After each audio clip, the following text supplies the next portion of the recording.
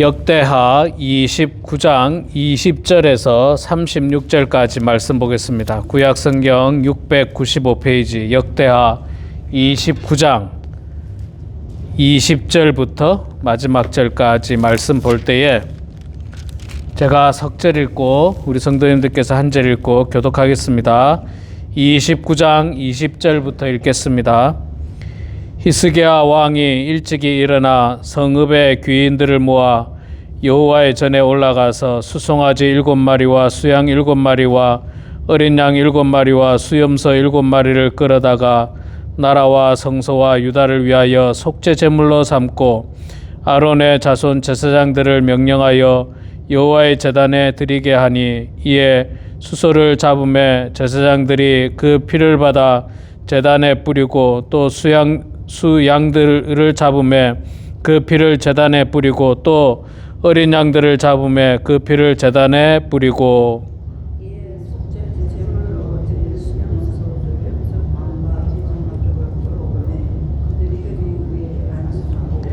제사장들이 잡아 그 피를 속죄제로 삼아 제단에 드려 온 이스라엘을 위하여 속죄하니, 이는 왕이 명령하여 온 이스라엘을 위하여 번제와 속죄제를 드리게 하였음이더라.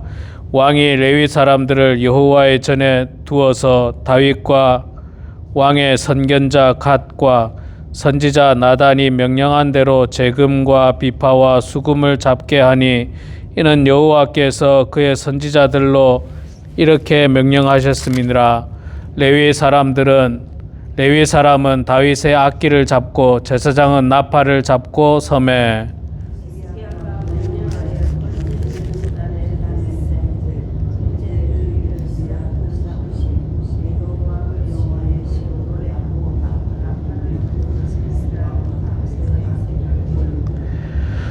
온 회중이 경배하며 노래하는 자들은 노래하고 나팔 부는 자들은 나팔을 불어 번제를 마치기까지 이르니라.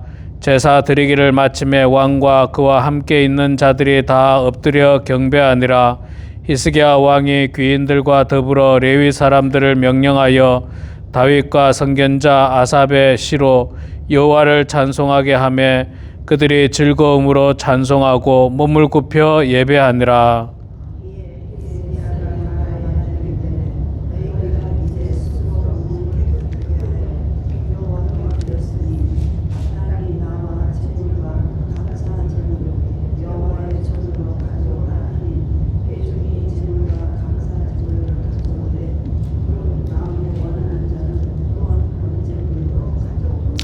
회중이 가져온 번제물의 수요는 수소가 70마리요 수양이 100마리요 어린 양이 200마리니, 이는 다 여호와께 번제물로 드리는 것이며, 또 구별하여 드린 소가 600마리요 양이 3,000마리라. 그런데 제사장이 부족하여 그 모든 번제 짐승들의 가죽을 능히 벗기지 못하는 고로 그의 형제 레위 사람들이 그 일을 마치기까지 돕고 다른 제사장들이 성결하게 하기까지 기다렸으니, 이는 레위 사람들의 성결하게 함이 제사장들보다 성심이 있었음이라.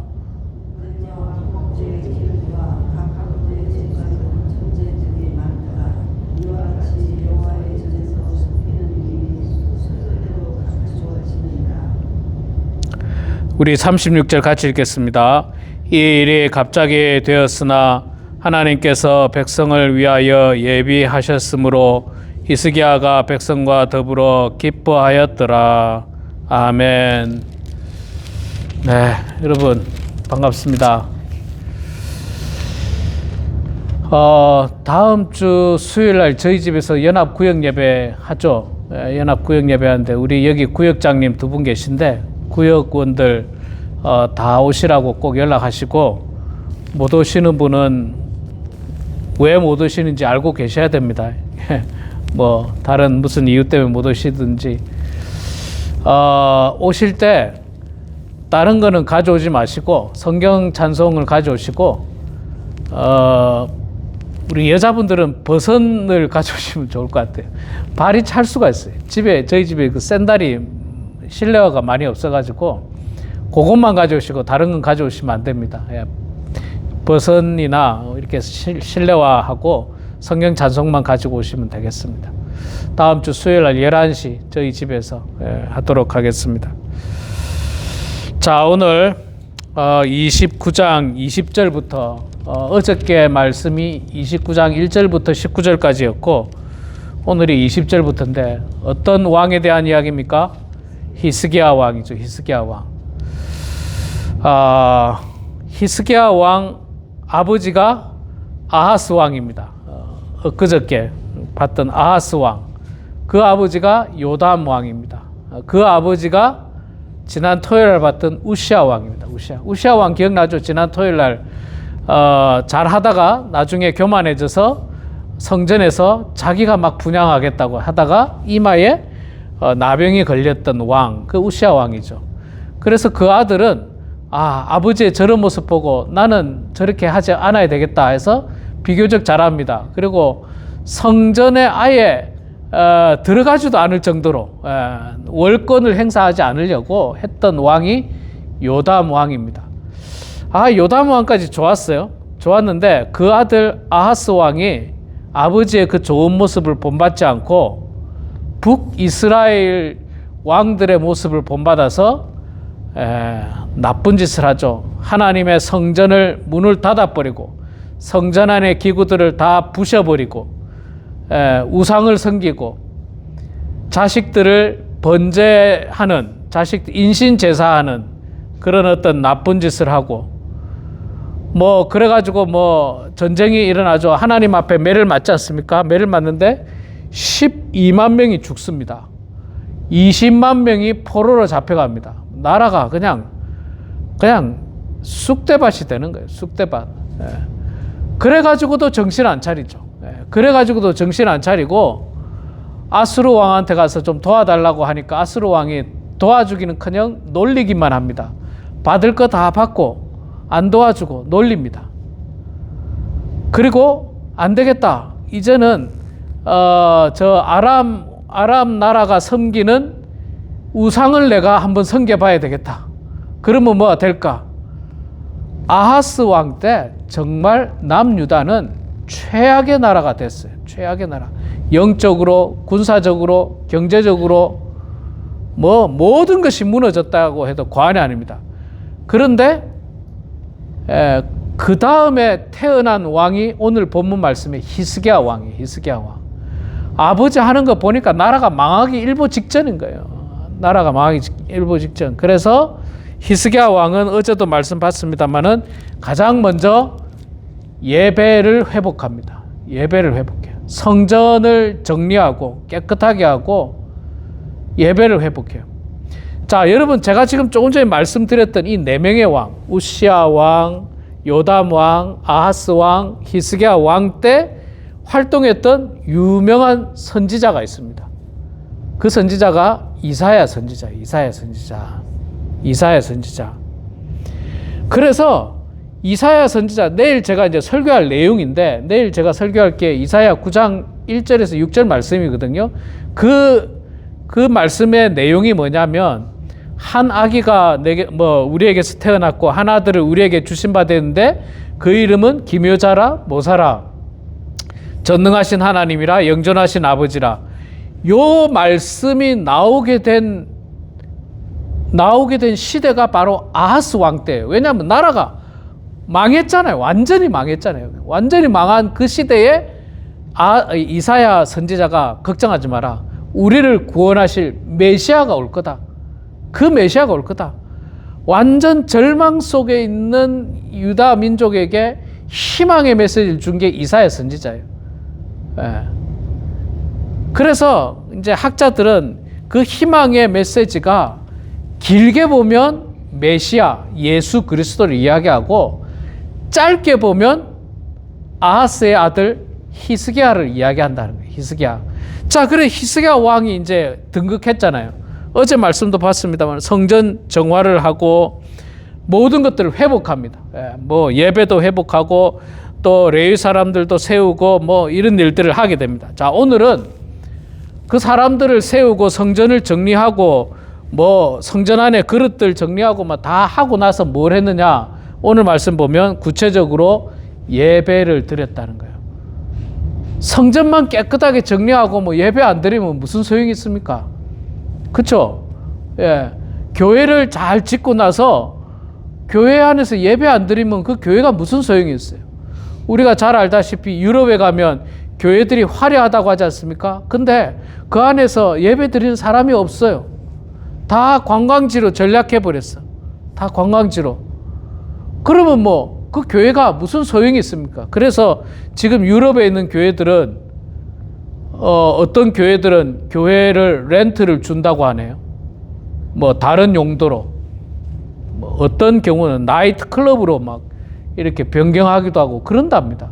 교회가 교회 역할을 못하니까. 그러니까 아무리 교회 성전을 짓고 교회를 잘 지어도 더 중요한 것은 하나님 앞에 진심 어린 예배가 더 중요한 거죠. 예배가 중요한 겁니다. 가정이 화목한 것이 중요하지 집이 화려한 것이 중요하겠습니까? 집 아무리 화려하게 지어도 그 안에서 밤낮 싸우기만 하고 그냥 서로 얼굴도 쳐다보지도 않고 으르렁거리면 그게 뭐 아무 의미가 없어요. 차라리 잠언에 있는 말씀처럼 차라리 초가집 쓰러져가는 집이라도 화목하게 오손도손 재밌게 사는 게 그게 더 낫다. 그 뭐 아무리 큰 집에서 서로 싸우고 그래가지고 사는 건 의미가 없다. 그거하고 똑같습니다. 자, 그래서 히스기야 왕이 20절 말씀에 보면 히스기야 왕이 일찍이 일어나 성읍의 귀인들을 모아 여호와의 전에 올라가서 이제 쭉 보면 제사 지내는 장면이에요. 제사 지내는 장면인데 히스기야 왕이 야 성전을 잘 정리했으니까 너희들 가서 제사 지내라. 그렇게 하지 않았어요. 누가 제일 먼저 솔선수범합니까? 히스기야 왕 스스로가 아침에 일찍 일어나서 사람들 모아가지고 성읍들의 귀인들을 모아가지고 성전에 가서 예배를 드렸다는 거예요. 말하자면 왕이 먼저 솔선수범해서 제사에 앞장섰다. 예배에 앞장섰다. 계속 말씀드리지만 여러분 한 나라의 왕, 국가의 최고 권력자, 리더가 먼저 솔선수범해야 됩니다. 그리고 정직하고 바르고 깨끗한 삶을 그 사람이 살아야 됩니다. 그 사람이 그렇게 살지 않고 밑에 사람에게 야 너희들 정직해야 돼. 자기는 거짓말하면서 정직해야 돼. 그건 통하지가 않는 거예요. 뭐 예를 들자면 뭐 세금을 정직하게 내야 돼. 자기는 세금 정직하게 안 내면서 밑에 사람한테 세금 정직하게 내라면 아무도 안 따라하는 거예요. 예. 뭐 그런 말 하더라고요. 군인도 있잖아요. 군인도 진짜 존경받으려면 자기가 앞장서서 솔선수범하고 희생하는 마음으로 전투에 나가야지 밑에 부하들이 따라가지. 자기는 그냥 편안하게 앉아있고 편안하게 뒤에 앉아있고 야 얘들아 가서 공격해. 그럼 누가 가서 공격하겠습니까? 솔선수범해야 돼. 히스기야 왕이 예배 드리는데 솔선수범했다는 거야. 왕이 제일 먼저 움직였다는 거야. 왕이.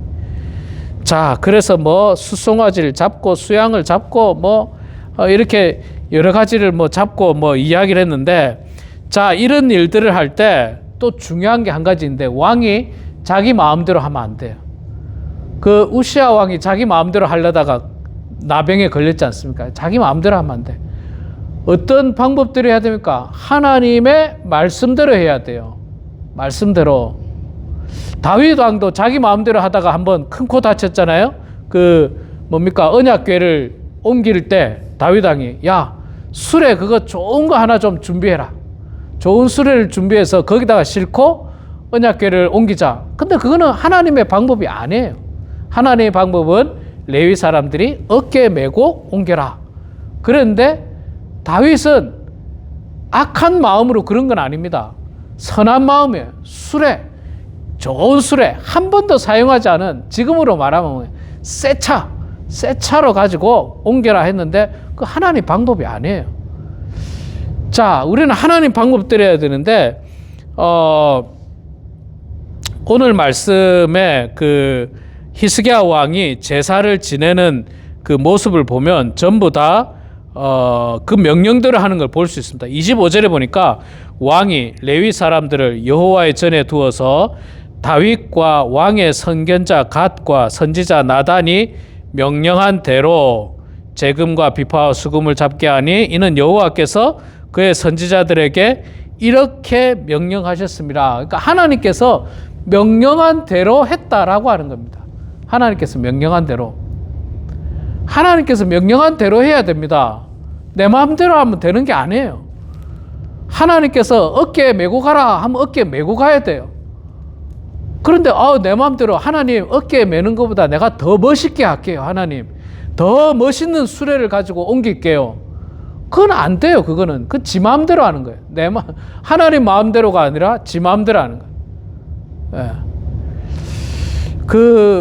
예. 여러분 우리가 이게 명령대로 하는 게 참 중요합니다. 명령대로. 제가 요즘 많이 하지는 않지만 음식을 배워보려고 하는데, 음식을 요리하는 걸 배워보려고 하는데, 유튜브에서 가르쳐 주는 대로 아주 유명한 셰프가 하라는 대로 그대로 하니까요. 그대로 하니까 되더라고요. 그대로 하니까. 근데 문제는 내 마음대로 그냥 이 정도면 되겠지. 그러면은 안 되더라고. 그러면 안 되더라고. 하나님께서 하라는 대로 하면 됩니다. 마치 유명한 셰프가 소금은 얼마 넣고 물은 얼마 넣고 딱 그 정량대로 그대로 하면 그거 다 검증된 거예요. 이미 검증이 다 된 거예요. 그대로 하면 되는데 내 마음대로 이만큼 하면 되겠지, 이만큼 하면 되겠지, 요만큼 하면 되겠지. 그러다가 그냥 엉망이 되는 거예요. 음식이 엉망이 되는 거예요.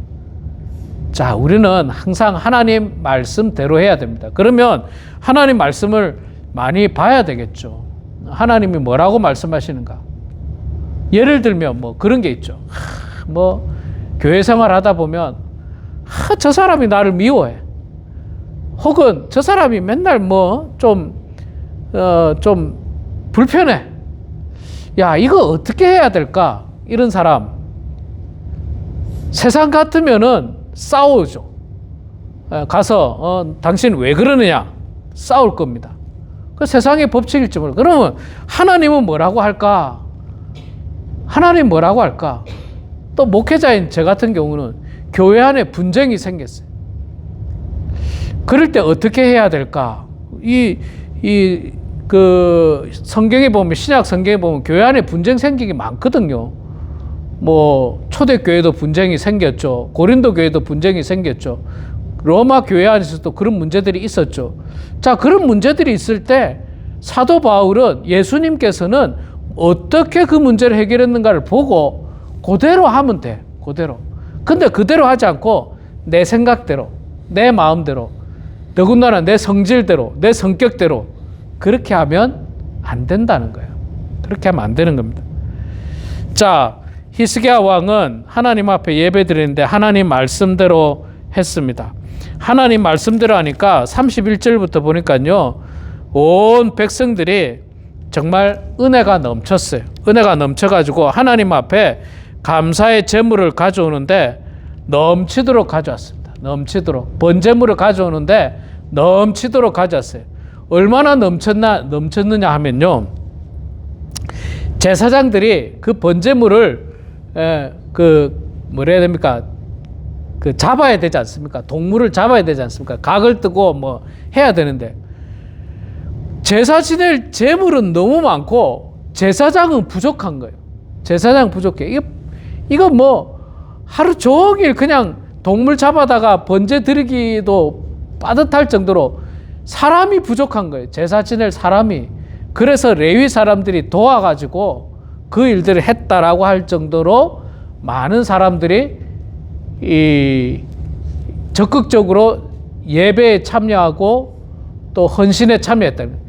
지금으로 말한다면 어떻게 표현할 수 있느냐 하면, 교회 교회에 앉을 수 있는 사람, 앉을 수 있는 좌석은 예를 들어서 50명인데 막 100명이 온 거예요. 100명. 앉을 수 있는 좌석이 50명밖에 안 되는데 100명이 와가지고 그냥 중간에 그냥 의자를 놓고, 우리 24일 날, 12월 24일 날 미국 교회와 같이 우리 성탄 촛불 예배를 드립니다. 아마 5시에 하게 되는데, 참 안타까운 거는 옛날에는 진짜 한 10년 전, 15년 전만 하더라도 미국 교회와 우리 교회가 함께 예배 드리니까 여기가 꽉 차요.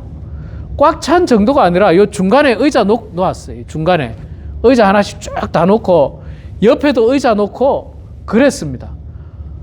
미국 교회 교인도 많았고 또 우리도 참석하고 이러니까, 그리고 평소에 안 나오던 사람들도 또 성탄절이니까 나오잖아요.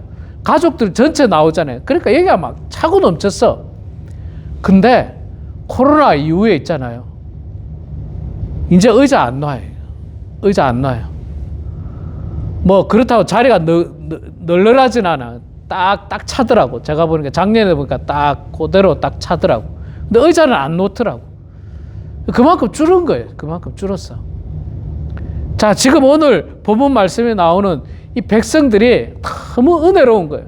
히스기야 왕부터 모든 귀족들도 제사장 레위인들이 다 예배에 동참하고 찬양하고 예물 드리고 제사 지내고 이러니까 막 기쁜 거예요. 기쁜 거.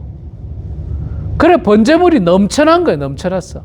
말하자면 그냥 이 자리가 50명밖에 못 앉는 자리에 100명이 되고 막 200명이 되고 앉을 자리가 없어. 앉을 자리가. 1부 예배 안 돼가지고 막 4부, 5부 예배 드리고. 예.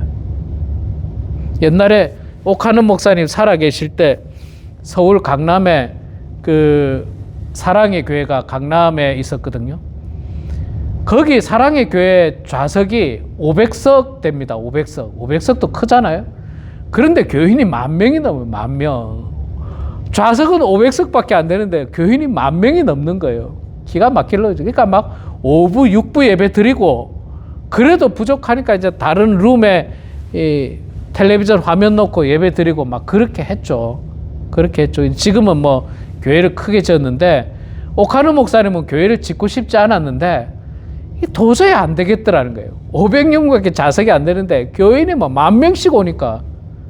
그래서 뭐 나중에는 교회 짓는 것을 본인이 이제 허락도 하셨는데, 어쨌든 이렇게 은혜가 충만했습니다. 그러니까 히스기야 왕 아버지 아하스 왕 때 나라가 그냥 완전히 멸망의 단계까지 갔다가 히스기야 왕이 영적으로 회복하기 시작한 거예요. 영적인 회복을 시작했어요. 경제적인 회복이 먼저가 아니었고 군사적인 회복이 먼저가 아니었고, 오늘 말씀을 통해서 보면 29장 말씀을 통해서 영적인 회복이 먼저였고, 자 30장에도 보면 유월절을 또 성대하게 지킵니다. 이것도 역시 뭡니까? 영적인 회복을 이야기하는 겁니다. 그리고 31장에 가서 히스기야 왕의 여러 가지 개혁들에 대해서 이야기하고 나라가 제대로 서게 되는 거예요. 아버지 아하스 왕이 나라를 그냥 쑥대밭으로 만들어 놓은 걸 아들이 겨우겨우 회복시켰습니다. 자, 그 회복의 시작은 하나님께로 돌아오는 것, 하나님 앞에 예배 드리는 것부터 우리의 삶이 회복됐다는 거예요. 말하자면 여러분, 우리의 삶이 내 죄로 말미암아서 뭐 사업도 어려워지고 경제적으로 어려워지고 가정에 불화가 생기고 또 뭐라 해야 됩니까? 인간관계에 문제가 생기고 모든 것들이 어려움 가운데 있었을 때 회복하는 길은 뭐 새롭게 사업을 시작한다고 회복되는 게 아니에요. 하나님께로 다시 돌아와서 기도하면서 하나님 나의 죄를 용서해 주시고 내가 다시 일어설 수 있도록 하나님 나를 도와주십시오라고 하나님께 간구하는 것에서부터 회복은 시작된다는 겁니다.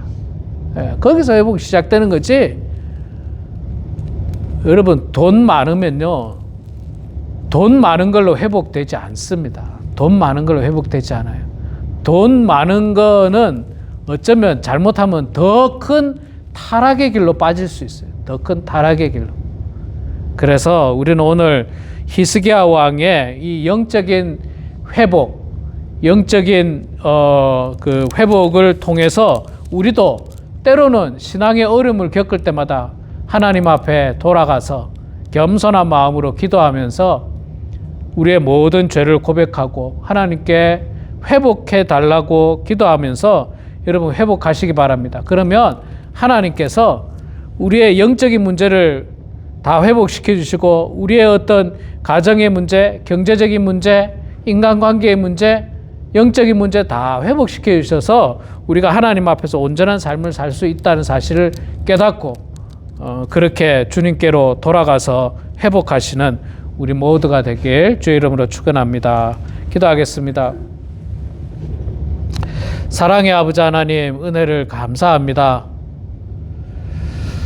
히스기야 왕의 아버지였던 아하스 왕의 죄악으로 말미암아 나라가 정말 멸망 일보 직전까지 갔던 그런 순간에도 하나님께서는 남유다와 함께 하셨고 또 히스기야 왕을 통해서 다시 한 번 더 회복의 역사를 이루시는 것을 보았습니다. 히스기야 왕이 하나님 앞에서 먼저 예배의 회복을 했고 성전을 정화하면서 하나님 앞에서 먼저 영적인 회복에 힘을 썼던 모습을 보게 됩니다. 하나님, 우리도 삶을 살아가다가 어려운 문제를 만날 때마다 혹시 우리가 영적으로 타락한 것은 없는지, 죄악 가운데 있는 것은 없는지 되돌아볼 수 있도록 도와주시고 먼저 우리 모두가 하나님 앞에서 솔선수범으로 기쁨으로 예배드리는 저희들 될 수 있도록 하나님 도와주시옵소서. 그리하여서 우리의 남은 여생이 정말 어려움 당하는 그런 여생이 아니라 우리의 남은 여생이 날마다 기쁘고 행복하고 즐거운 신앙생활 되게 하시고 예배 드릴 때마다 날마다 기쁜 그런 예배들이 될 수 있도록 하나님 축복하여 주시옵소서. 아버지 하나님, 우리 범원 한인교회를 복내려 주셔서 우리 교회가 하나님이 기뻐하는 교회 되게 하시고 하나님께 영광 올려드리는 교회가 될 수 있도록 축복하여 주시옵소서. 육신의 건강이 좋지 않은 성도들을 긍휼하게 해주시고 하나님의 은혜 가운데 아버지 하나님 회복하는 은혜가 있을 수 있도록 도와주시고 이 시간에도 겸손한 마음으로 우리가 기도합니다. 사랑하는 자녀들, 손주들, 성도들을 위해서 기도하고 우리의 건강과 영적인 문제를 놓고 기도합니다. 인간관계의 어려운 문제를 놓고 기도할 때 성령께서 우리의 기도를 들어주시고 응답하여 주시어서 모든 일들이 형통할 수 있도록 축복하여 주시옵소서. 감사드리며 살아계신 예수님의 이름으로 기도드리옵나이다. 아멘.